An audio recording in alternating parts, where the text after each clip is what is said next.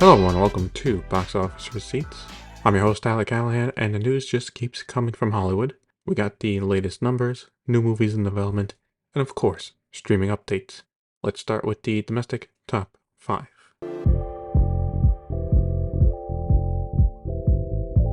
Opening in first place is Renaissance, a film by Beyonce, with 21 million.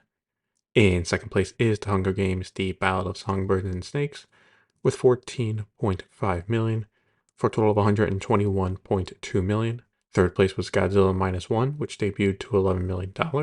In fourth place was Trolls Band Together with 7.6 million, for a total of 74.8 million. Fifth place was Wish with another 7.4 million, for a total of 41.9 million.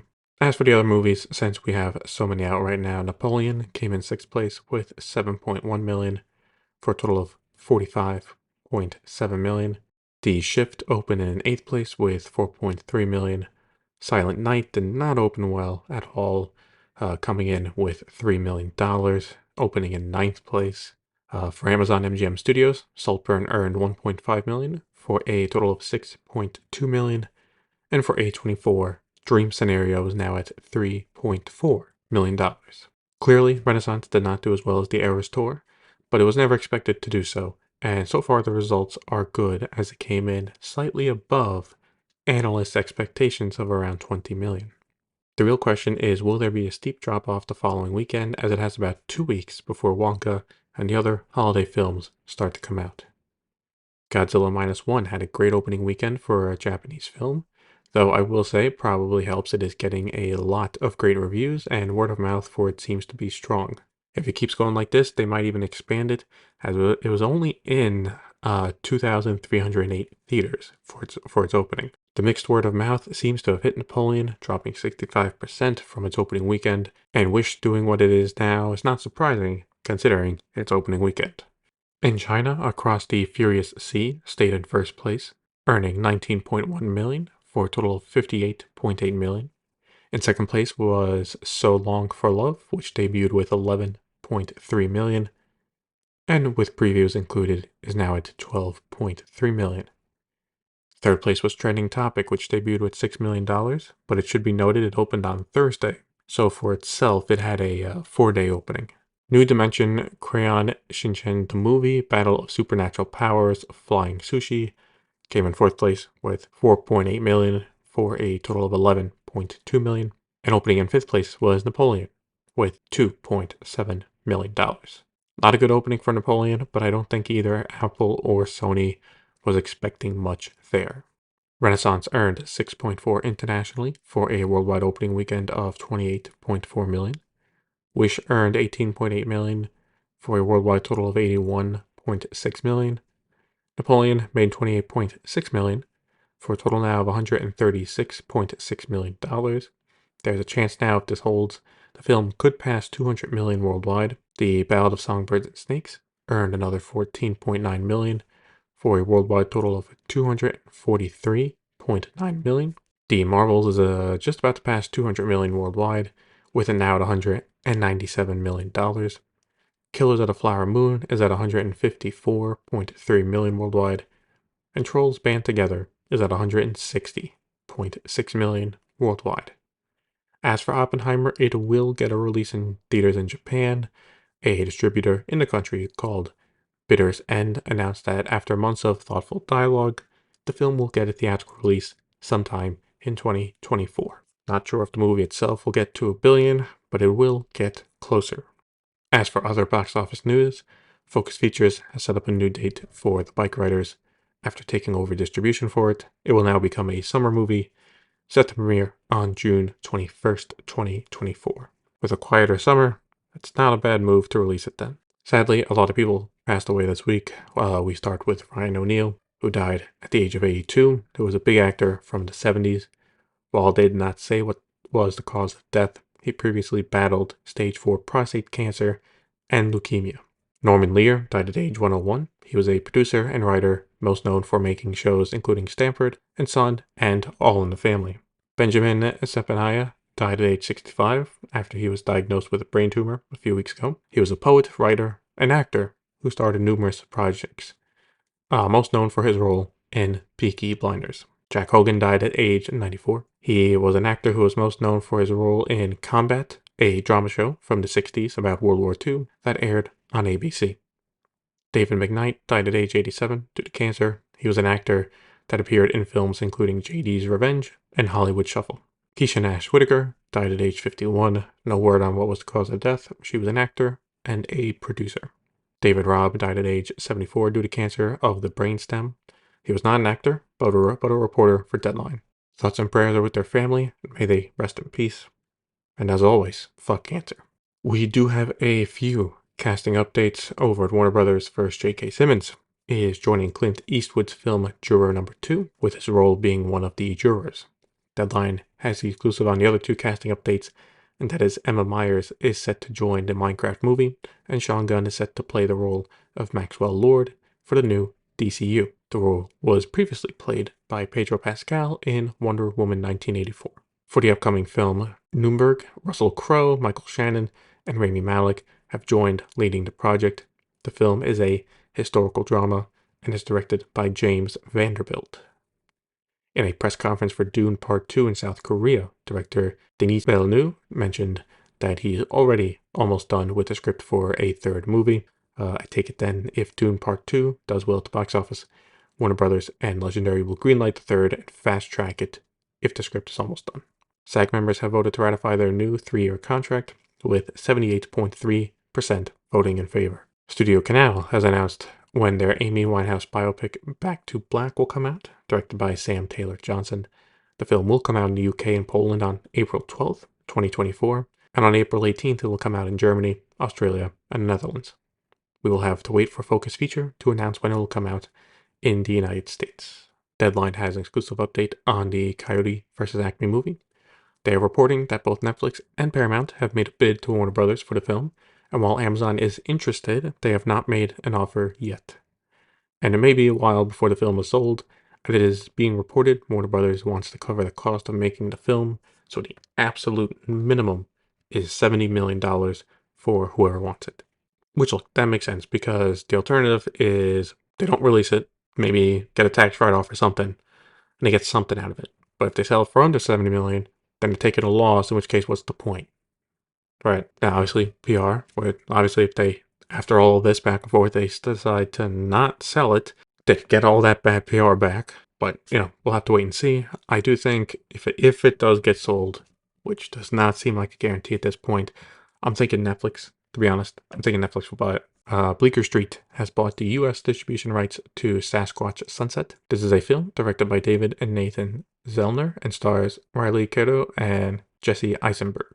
It'll be released in theaters sometime in 2024. The National Board of Review announced their 2023 winners, and Killers of the Flower Moon won Best Film, Martin Scorsese won Best Director, Lily Gladstone won Best Actress, Paul Giamatti won Best Actor for his performance in The Holdovers. Divine Joy Randolph also won for her performance in that movie, winning Best Supporting Actress, and Mark Ruffalo won Best Supporting Actor for Poor Things. We got a lot of new movies in development. First, The Hollywood Reporter exclusively reported that Apple Original Films has won a bidding war for a heist thriller called Two for the Money. This was a package deal, with the movie being directed by Justin Lin and will star Charlie Theron and Daniel Craig. Sounds like a solid film, and I'm looking forward to it.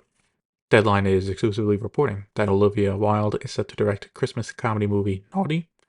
The movie is about a character named Mallory who needs to persuade Santa Claus to testify at her divorce hearing so she can get full custody of her son. The movie will also be produced by Lucky Chap, and it looks like they're getting ready to hear offers from studios and streamers. Deadline also broke the news that Ryan Reynolds is getting ready to star in a new movie. It's still being put together, but the package is that he is set to star in an untitled ensemble action comedy, producing it along with Simon Kinberg, with a script written by Dana Fox. As for now, they have pitched it to numerous people in Hollywood and have already got multiple bids on it. It's not surprising that there are multiple bids already because, come on, an action comedy starring Ryan Reynolds, that is a safe bet for a hit. The In Snyder is exclusively reporting that both Christian Bale and Bradley Cooper are in talks to join Best of Enemies. This is an upcoming Cold War spy film based on the book Best of Enemies the last great spy story of the Cold War. Right now, the film is being produced by Charles Roven and written by Eric Warren Singer. As for who has bought the film, well, no one yet, with it being reported that while Apple and Netflix are the favorites, it is up for anyone to get. Deadline has another exclusive, but this is about both a new film being made and one getting canceled. They are reporting that Adam McKay is now focused on making a climate change related project, and due to that, he will not be directing what was supposed to be his next film for Netflix, Average Height, Average Build. And with him not directing, the film will not be moving forward, so it's done. It's just not happening. Kind of sucked hearing this, as I was looking forward to that one. It had a great cast. You had Robert Pattinson, I had Amy Adams, Robert Downey Jr. Yeah, was definitely looking forward to that, but oh well. And Searchlight Pictures released a trailer for All of Us Strangers, starring Andrew Scott and Paul Mescal. It'll be released in select theaters starting December 22nd. For VOD Premium, let's start with Apple TV Plus, where they have renewed Foundation for a third season. The show finished up its second season back in September. They have also gone ahead and canceled the animated show Central Park after 3 seasons. As for Killers of the Flower Moon, it will not be heading to Apple TV Plus straight away after theaters. Instead, it will become available to buy or rent as a premium VOD title starting December 5th. This is a smart move on their part, as it is an easy way to recoup more money ahead of it being available on streaming. I do wonder if it will get a physical release at some point. I don't think so, but yeah, who knows. At Peacock, Twisted Metal has been renewed for a second season. The show is an adaptation of the PlayStation game series, and it stars Anthony Mackie and Will Arnett. AMC has canceled Lucky Hank after 1 season.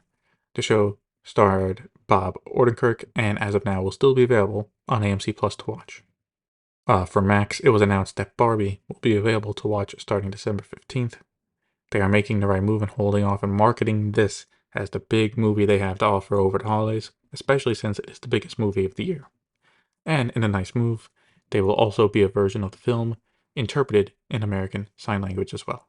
While it has not been officially announced, George R.R. Martin mentioned that work on season 3 and 4 of House of the Dragon has started, with him having spent a few days with the writing staff talking about it. This is a non-surprise, as if HBO can keep the show going, they will. But worth mentioning, as HBO so far has said nothing about a 3rd or 4th season. A new video was released from Max teasing what is to come in 2024 and confirmed that The Penguin, Welcome to Derry, Tokyo Vice, and others are set to come out. Personally, I'm looking forward to the 2nd season of Tokyo Vice, as well as The Penguin. Max has renewed the Adventure Time spin-off Fiona and Cake for a 2nd season. Also, in a big get for the streamer, they have signed a multi-year deal with A24 for their Pay 1 window.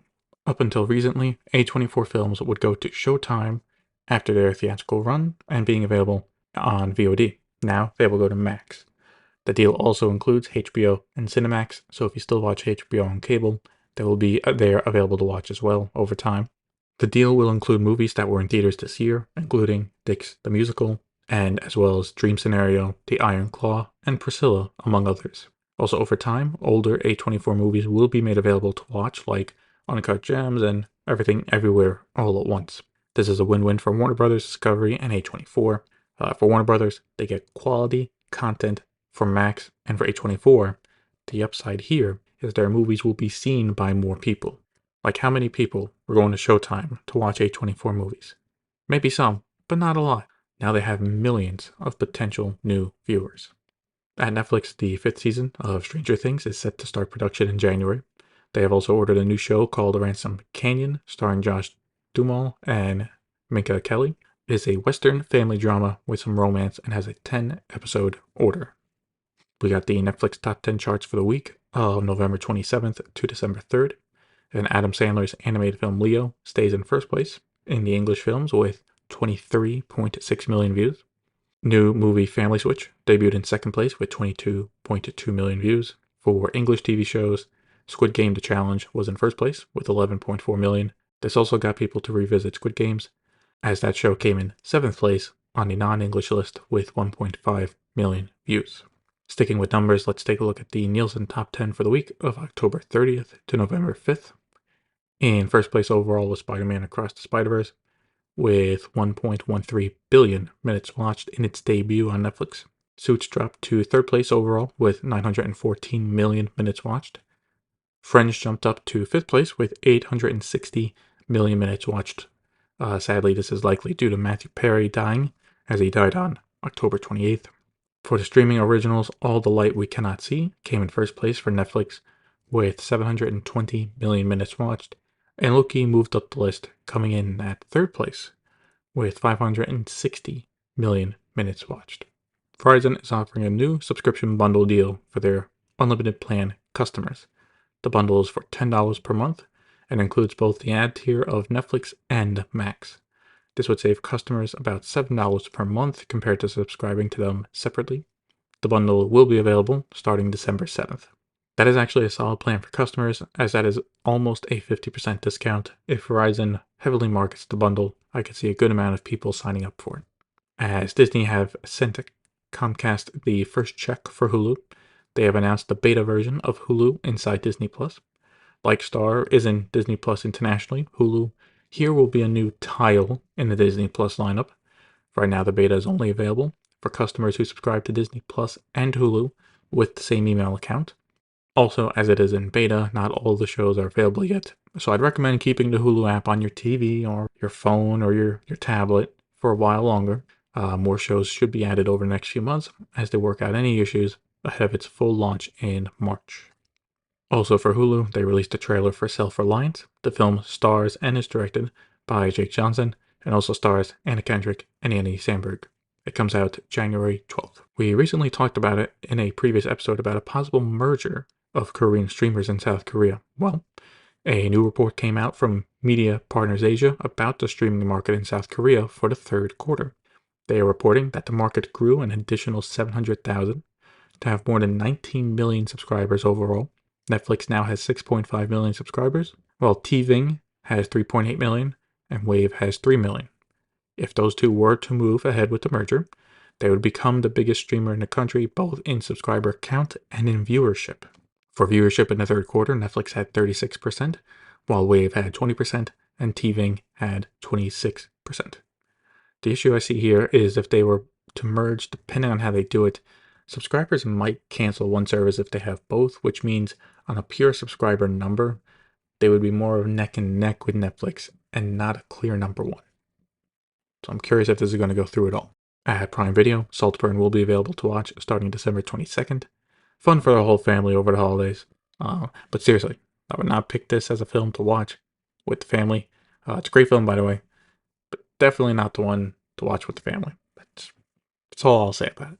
Speaking of family movies, Candy Cane Lane seems to be doing well for Amazon, as they announced that the movie now has the biggest debut for an Amazon MGM Studios produced movie in the US, as well as in the top 10 of debuts worldwide. This is over its first 3 days since being released, but no actual numbers were released. I guess we will have to wait and see for the Nielsen top 10 charts in a few weeks. Amazon is expanding into sports by signing a deal with Premier Boxing Champions to air their pay-per-view events in the US, and you will not have to have a Prime Video subscription to be able to buy a pay-per-view. The first one under this partnership is set to start in March. Along with this, Prime Video will also work on producing PBC content like behind-the-scenes documentaries and airing live weigh-ins before events. Prime Video released a trailer for the upcoming Mr. and Mrs. Smith show, which actually looks quite good. I'm probably going to give it a watch. It comes out February 2nd. In an exclusive from Deadline, they're reporting that Snoop Dogg's upcoming film, The Underdogs, will not be having a theatrical release anymore and will instead premiere straight on Prime Video on January 26th. I would think with how quiet January to February is for the release calendar that it wouldn't hurt to release it in theaters unless they're not really confident in it and I think it would bomb. I guess we'll have to wait and see when the reviews come out.